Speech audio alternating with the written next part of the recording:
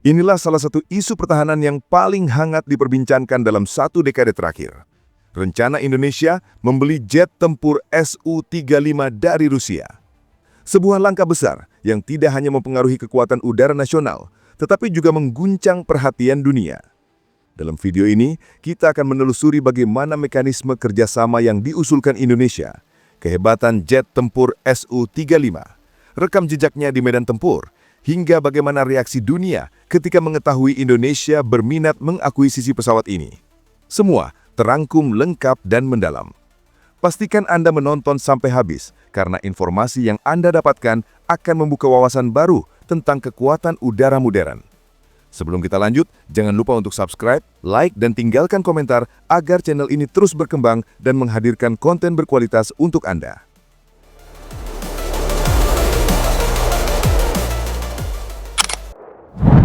Skema kerjasama yang diusulkan Indonesia.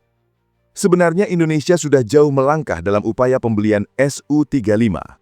Salah satu hal unik dari proses ini adalah mekanisme pembayaran yang tidak biasa.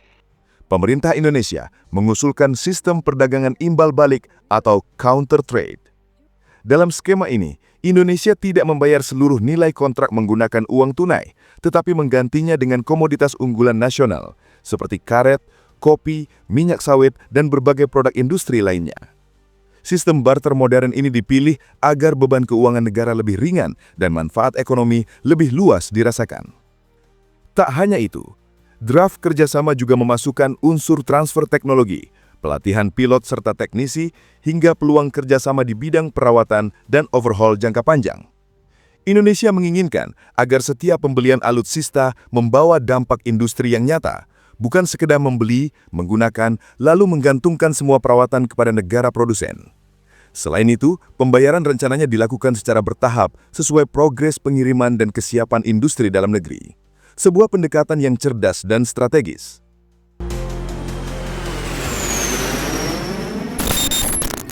Kehebatan Su-35 sebagai jet tempur.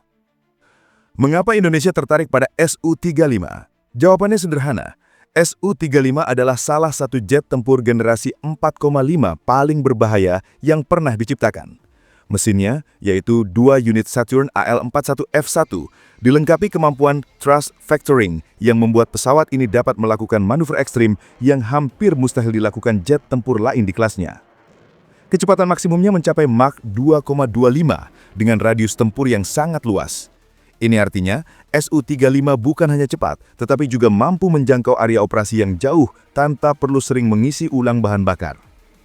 Tidak berhenti di situ, jet tempur ini dilengkapi radar IRBIS-A yang mampu mendeteksi target pada jarak hingga 350 hingga 400 km. Radar ini dapat melacak banyak sasaran sekaligus, baik pesawat, misail, maupun objek darat dan laut. Dari segi persenjataan, Su-35 dapat membawa berbagai rudal udara ke udara, jarak pendek, menengah hingga jarak jauh, rudal anti kapal, rudal anti radar, serta bom pintar berpandu. Semua kombinasi ini membuat Su-35 tampil sebagai pesawat yang serbaguna, gadget, dan mematikan.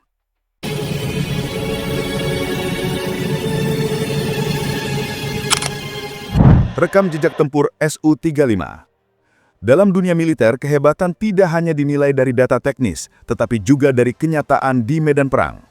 Su-35 telah membuktikan diri dalam berbagai operasi militer Rusia, terutama di Suriah.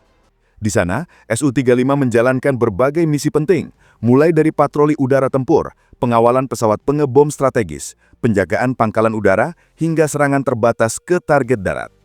Jet ini juga dikenal sebagai salah satu aset andalan Rusia dalam menghalau pesawat NATO di wilayah konflik, termasuk mencegah F-16, F-18, dan pesawat intai modern. Tingkat keberhasilan misi Su-35 dalam operasi-operasi tersebut diperkirakan berada dalam kisaran lebih dari 90%, bukan hanya karena kualitas pilotnya, tetapi karena avionik dan mesinnya yang memberikan keunggulan manuver dan deteksi dibanding banyak jet generasi 4 lainnya. Meskipun Su-35 belum pernah terlibat dalam dogfight besar melawan jet generasi kelima, performanya di lapangan membuktikan pesawat ini layak berada di jajaran jet tempur paling ditakuti.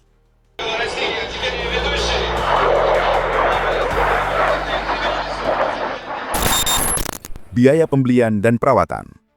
Harga satu unit Su-35 berada dalam kisaran 70 hingga 85 juta dolar Amerika Serikat, tergantung paket persenjataan, pelatihan, serta dukungan logistik yang disertakan. Namun yang perlu diperhatikan adalah biaya operasional jangka panjang. Setiap pesawat membutuhkan biaya perawatan tahunan sekitar 5 hingga 8 juta dolar per tahun, tergantung intensitas penggunaan dan kesiapan infrastruktur pendukung.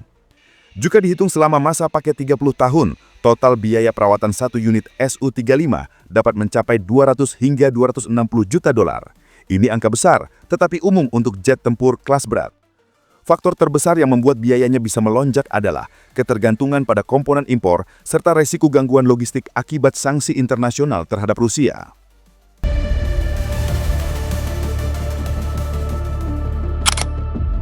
Ketika kabar pembelian Su-35 muncul, dunia memberikan reaksi beragam. Amerika Serikat adalah pihak yang paling vokal. Melalui kebijakan CAATS, AS memperingatkan bahwa pembelian peralatan militer dari Rusia dapat berujung pada sanksi. Negara-negara barat lainnya juga menunjukkan kekhawatiran karena Indonesia harus memadukan sistem persenjataan Rusia dengan sistem barat yang sudah lebih dulu digunakan TNI. Sementara itu, negara-negara di Asia Tenggara memberikan reaksi campuran. Ada yang melihatnya sebagai peningkatan yang signifikan dalam kekuatan udara Indonesia. Namun, ada pula yang menilai proses ini rumit karena dinamika geopolitik global.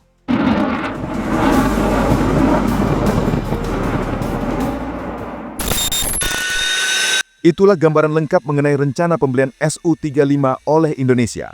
Mulai dari skema kerjasama, teknologi pesawat, rekam jejak tempur, biaya operasional, hingga bagaimana dunia merespon keputusan tersebut. Terlepas dari akhirnya direalisasi atau tidak, diskusi mengenai Su-35 telah memberikan gambaran bahwa penguatan pertahanan bukan hanya soal membeli pesawat, tetapi juga tentang diplomasi, industri, strategi jangka panjang, dan kemampuan negara menghadapi tekanan global.